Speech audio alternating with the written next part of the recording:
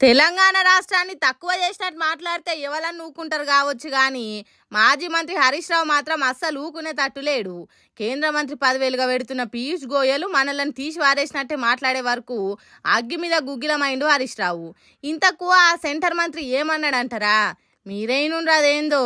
तेलंगाना ऐसे कुछ राज्य है, तमिलनाडु, जो आदमी ये कहते हैं कि जितना टैक्स हमने भरा उतना हमको वापस मिलना चाहिए।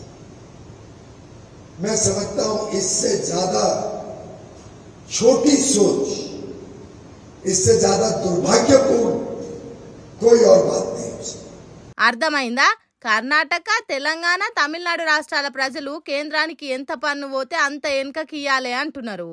అది ఎంత నీచమైన ఆలోచన, అది ఎంత తక్కువ స్థాయి తెలివి, అది ఎంత పనికిమాలిన ఆలోచన అన్నట్టు చోటీ సోచ్ అని హిందీ భాషలో అంటున్నాడు. ఇక అది చూసిన హరీష్ రావుకు కోపం వచ్చినట్టున్నది. శీరీష్ ఇంతకు గట్టినంత పని చేసిండు ట్విట్టర్లా. దక్షిణాది రాష్ట్రాలను తక్కువ చేసినట్టు మాట్లాడు మీది చోటీ సోచు. దక్షిణం ఉన్న రాష్ట్రాలు డెవలప్మెంట్లో ముందున్నాయి, జనాభా కంట్రోల్ చేసుట్లా ముందున్నాయి, దేశం ముందటికి పోతున్నది. మీ సెంటర్ సర్కారు చేసుకునే ప్రచారానికి ఈ చోటీ సోచ్ రాష్ట్రాలు కూడా కారణమే అన్నట్టు ట్విట్టర్లో గట్టిగా గరమైండు. రాష్ట్రాలకు రావాల్సిన పన్నుల పాలును సెన్సు ఛార్జీలు, సర్ఛార్జీల పేరుతోని సెంటర్ సర్కార్ మలుపుకుంటున్నది. రాష్ట్రాలు కేంద్రం గుప్పిట్లు ఉండేటట్టు చేసి ఆడిస్తున్నది మీరు. రాజ్యాంగంలో ఉన్న సమాఖ్య స్ఫూర్తిని గంగల కలిపేది మీరు. ఇప్పుడు చెప్పుండ్రి ఎవలది చోటా సోచ్ అన్నట్టు తిట్టినంత పని చేసిండు. మరి జనం కట్టిన పన్నులు మళ్ళా జనానికి ఖర్చు పెట్టకుండా ఎవల జేబులకు పోతాయి? ఓసారి తక్కువ వచ్చినా ఎప్పుడో ఓసారి రాష్ట్రం నుంచి పోయిన పైసలు ఎప్పుడన్నా ఓసారి వెనుకకు రావాలి కదా. అది అడిగితే నీచమైన ఆలోచన ఎట్లయితుంది? తక్కువ స్థాయి బుద్ధి ఎట్లయితుంది? రాష్ట్రాల హక్కుల గురించి మాట్లాడితే నోటికి వచ్చినట్టు మాట్లాడతారా? ఇదేనా మీరు అంటున్న టీమిండియా స్ఫూర్తి అని పీయూష్ గోయల్ ని తుప్పున తూర్పు అలవట్టిండు. మరి ఇక్కడి దక్షిణాది రాష్ట్రాలను తక్కువ చేసినట్టు మాట్లాడినందుకు ఇక్కడ బీజేపీ లీడర్లు ఎట్లా వెనకేసుకొస్తారో పీయూష్ గోయల్ ని గాని హరీష్ రావు మాత్రం అస్సలు ఊకిన తట్టులేడు తెలంగాణ ఎవరన్నా ఏమన్నా అంటే. ముందు ముర్షినమ్మ పండుగేరు కదా అన్నట్టే అవుతున్నదట. ఊర్ల పొంటి సర్పంచ్ అయితా అని కలలు కంటున్నోళ్ళ కథ.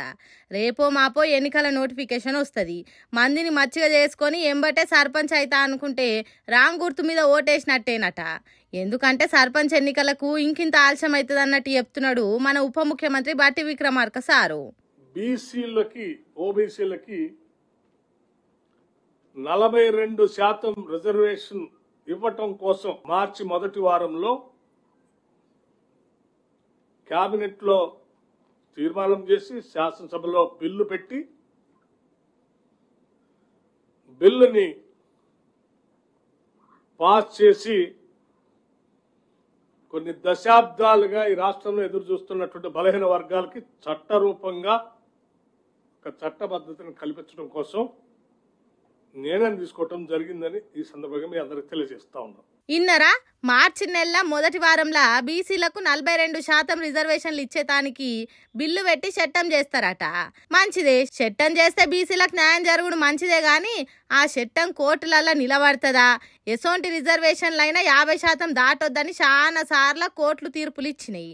50% దాటిన రిజర్వేషన్ చట్టాలను కొట్టేసినాయి. ఒకవేళ కాంగ్రెస్ సర్కార్ బీసీలకు 42% రిజర్వేషన్ల చట్టం చేస్తే ఇప్పుడున్న ఎస్సీ ఎస్టీల రిజర్వేషన్లు కలుపుకుంటే 50% దాటి ఏడికో పోతాయి రిజర్వేషన్లు.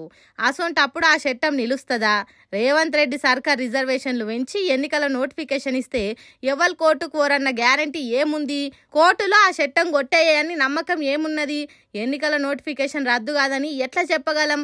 కాబట్టి జరంత ఆలస్యం కాదు కదా, శాతాడంత ఆలస్యం అయ్యే ఛాన్సులు ఉన్నాయట సర్పంచ్ ఓట్ల పండుగకు. ఇంత పెద్ద తతంగం నడవాలనంటే నెలలకు నెలలే గడిచిపోతుంది. సర్కార్ ఇస్తా అన్న రిజర్వేషన్లు చెల్లాలనంటే ఏకంగా రాజ్యాంగ సవరణే చేయాలి. అదంతా సెంటర్ సర్కార్ చేతులుంటది. కాబట్టి పాత రిజర్వేషన్ల ప్రకారం ఎన్నికల నోటిఫికేషన్ ఇస్తే తప్ప సర్పంచ్ ఓట్ల పండుగ తొందరగా వచ్చే ఛాన్సులు లేవు.